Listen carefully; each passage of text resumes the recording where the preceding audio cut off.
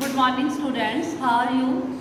Students, as you know, we are going to start our lesson, political parties.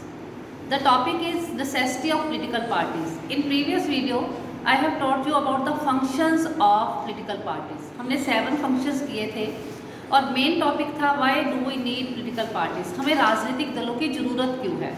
तो वो सारे function जो हमने किए, role of opposition party, parties contest the election, parties make the ruling parties, ठीक है। तो उन फंक्शंस को देखते हुए हमें आंसर मिल गया उस क्वेश्चन का कि why we do have political parties. लेकिन फिर भी अब क्वेश्चन ये अराइज होता है, what is the necessity of political parties?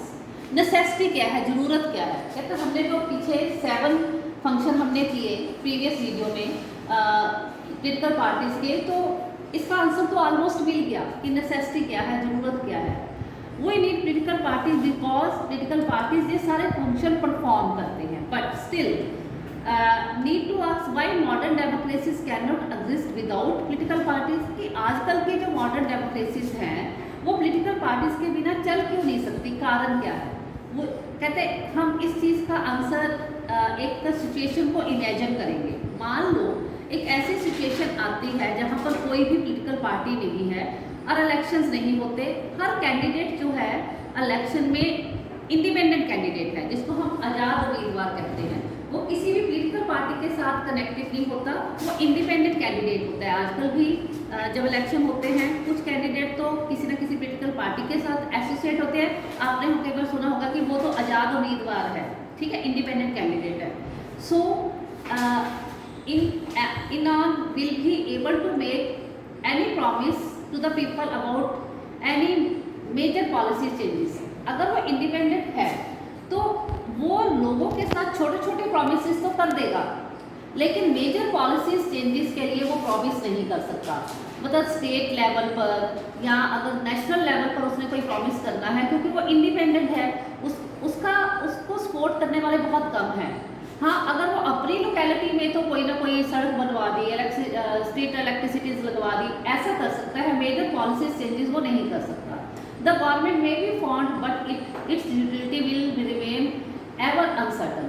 Government तो बन जाएगी क्योंकि आज़ाद उम्मीदवार है, इसलिए ये गवर्नमेंट जो है अनसर्टन रहेगी, कभी भी गिर सकती है। Elected representative will be accountable to their constituencies. वो सिर्फ अपने निर्वाचन के क्षेत्र तक तो उतरना ही रहेगा, अकाउंटेबल रहेगा।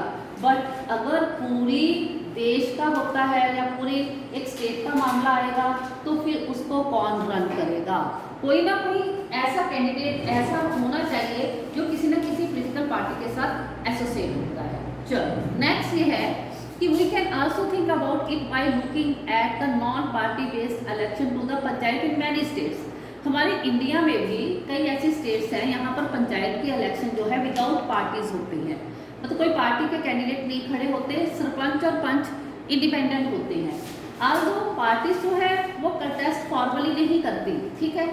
जनरली आपने नोटिस किया होगा ऐसे विलेजेस जो हैं मोर देन वन फैक्शन में डिवाइड हो जाते हैं।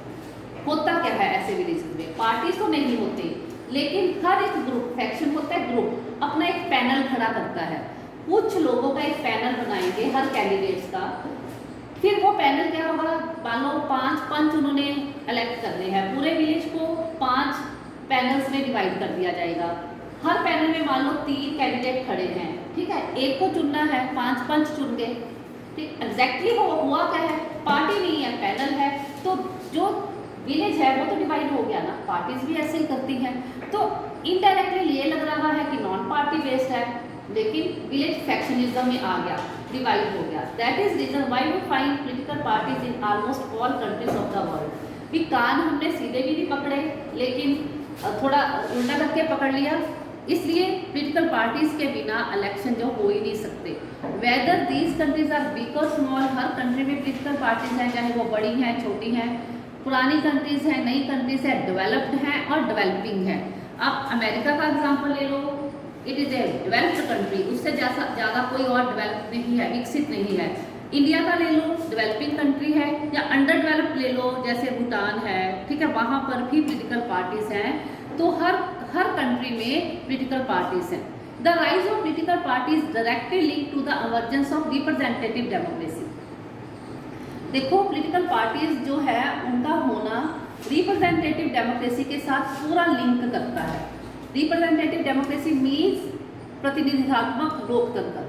एक्चुअली पहले ज़माने में क्या होता था, एरिया कम होता था, खासकर ग्रीक वाले स्टेट मतलब ग्रीस में, तो और जो पॉपुलेशन भी कम होती थी तो इलेक्शन की ज़रूरतें भी होती थी। लेकिन आजकल क्या हो रहा है, सोसाइटी बड़ी लार्ज हो गई है, कॉम्प्लेक्स हो गई है, ठीक है। लार्ज मतलब एरिया वाइज बड़ी है, कॉम्प्लेक्स मतलब अलग अलग रिलीजन के लोग, लैंग्वेज के लोग, इसलिए कोई ऐसी एजेंसी उनको ज़रूरत है जो डिफरेंट व्यूज़ को गैदर कर सके, इकट्ठा कर सके on various issues and to present these to the government. और इन इश्यूज़ को क्या करेंगे, वो गवर्नमेंट तक प्रेजेंट कर सके, रख सके।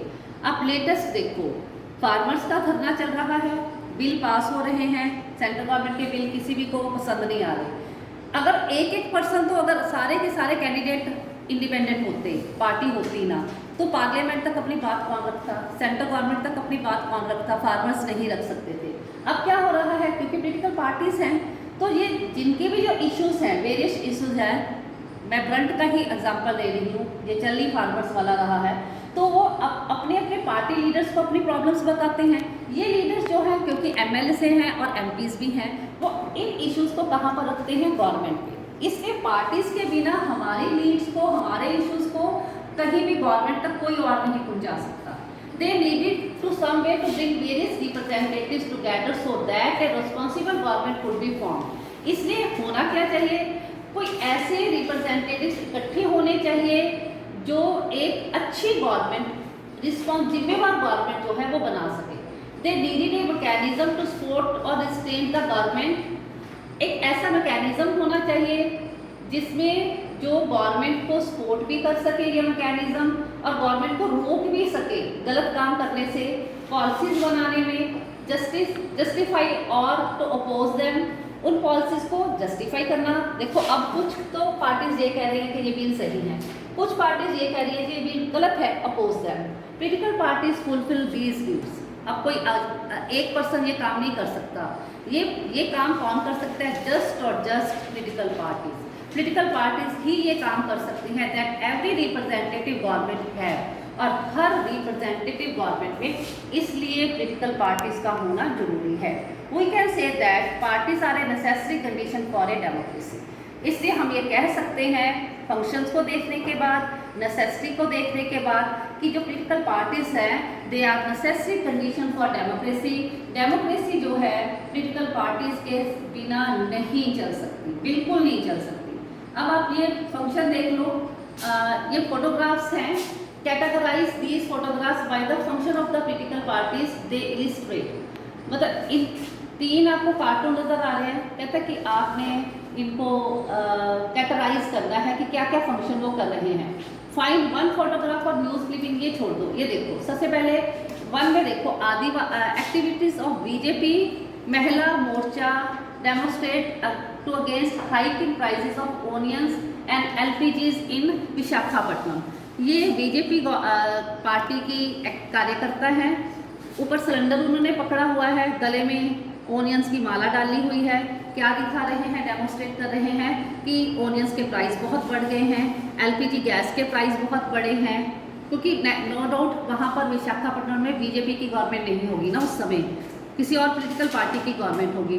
तो ये इस इशू को हाईलाइट कर रही हैं, एलपीजी का गैस के जो प्राइसेस बढ़े हैं और जो ओनियंस के प्राइस बढ़े हैं। सेकंड में देखो इधर, minister distribute ₹1 lakh to the families of फौज विक्टिम एट देयर हाउसेस। यहाँ पर नेचुरल कैलेमिटी आई, लोगों के घर जो हैं वो टूटे। जो मिनिस्टर है ये भी पॉलिटिकल पार्टी का काम हो गया, ये 1 लाख रुपए डिस्ट्रीब्यूट कर रहे हैं जो फैमिलीज विक्टिम बने इन सारी चीज़ों में, तो ये भी पॉलिटिकल पार्टी के ही हैं। आगे है थर्ड में देखो, activities of CPIM communist party of India, मार्क्सवादी, CPI, OPG, ये सारे take out a rally in Bhubaneswar to protest against POSCO the Korean steel plant. बच्चे जब है तो +2 का है ये टॉपिक, लेकिन भुवनेश्वर में, उड़ीसा में पोस्को प्लांट लगाना था उन्होंने, कोरियन स्टील कंपनी आई थी। तो उसमें क्या होना था, जो आदिवासी थे उनको अपने घर बार छोड़कर जाना पड़ता था वहाँ पर, फिर ये प्लांट लगना था, क्योंकि नीचे से स्टील निकालनी थी उन्होंने, जो कच्ची स्टील कह रहे हो आप, रा स्टील, आयरन और जिसको कहते हैं। तो ये सारी पार्टीज मिलकर क्या कर रही हैं, कोरियन स्टील प्लांट के अगेंस्ट एजिटेशन कर रही हैं। कौन कर रहा है, पॉलिटिकल पार्टीज कर रही हैं। तो इन तीनों पिक्चर्स में इसको भी पढ़ने के बाद हमें पता चल गया है, मॉडर्न मतलब डेमोक्रेसीज में विदाउट पॉलिटिकल पार्टीज कोई भी काम जो है वो सक्सेसफुल नहीं है।